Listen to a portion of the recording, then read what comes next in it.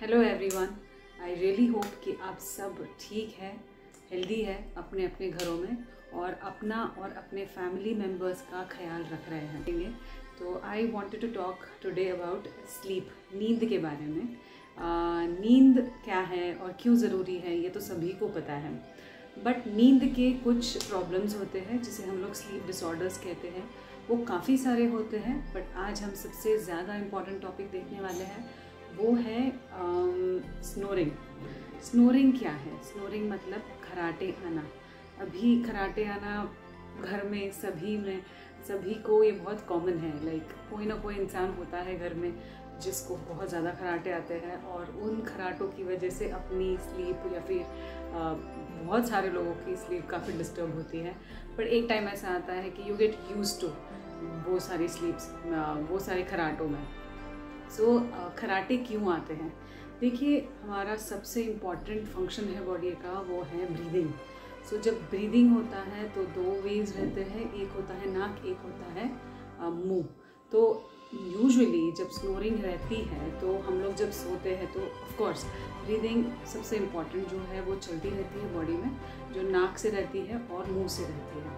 अब जिन लोगों को एनाटॉमिकली प्रॉब्लम्स होता है ये पैसेज में, जैसे हो गया नोज ब्लॉक या फिर एडेनॉइड्स या फिर डिविएशन ऑफ नेजल सेप्टम्स, सो ये सारी जब प्रॉब्लम्स होती है, या फिर हम लोग देख सकते हैं कि राइनोसाइनोसाइटिस, जिसमें हमेशा ये अंदर की लाइनिंग स्वोलन अप होती है, तो इस वजह से क्या होता है, ये पैसेज नैरो हो जाता है। तो इसलिए ब्रीदिंग अंदर जाने के लिए पैसेज बहुत कम होता है, तो ऑटोमेटिकली माउथ ब्रीदिंग होती है।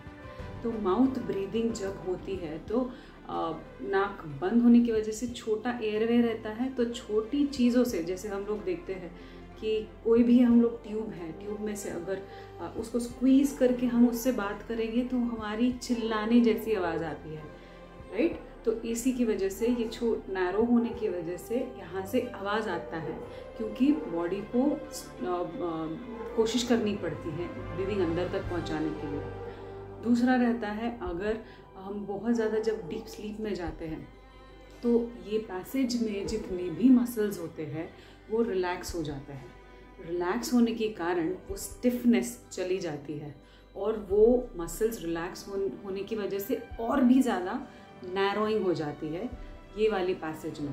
तो इसीलिए वो आवाज़ आती है। कब कब हम लोग देखते हैं कि ये ज़्यादा हो जाता है, मतलब कुछ कुछ लोगों में ये कुछ कभी कभी बहुत ज़्यादा होता है। तो एक होता है अल्कोहल। अल्कोहल जब लेते हैं तो ऑटोमेटिकली ये मसल का रिलैक्सेशन ज़्यादा होता है। कुछ मेडिकेशंस रहते हैं, वो लेने की वजह से ये मसल्स का रिलैक्सेशन ज़्यादा होता है। ओके, अब इसमें एक सीवियर कंडीशन, जब ये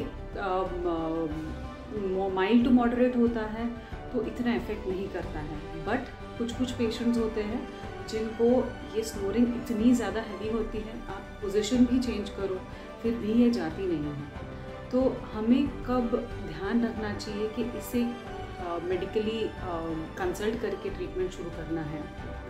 तो यहाँ पे हमें ये ध्यान रखना है कि आपको जब स्नोरिंग होने के बाद, जब आप उठते हैं तो उठने के बाद भी आपको बहुत ज़्यादा स्लीपीनेस रहता है, राइट?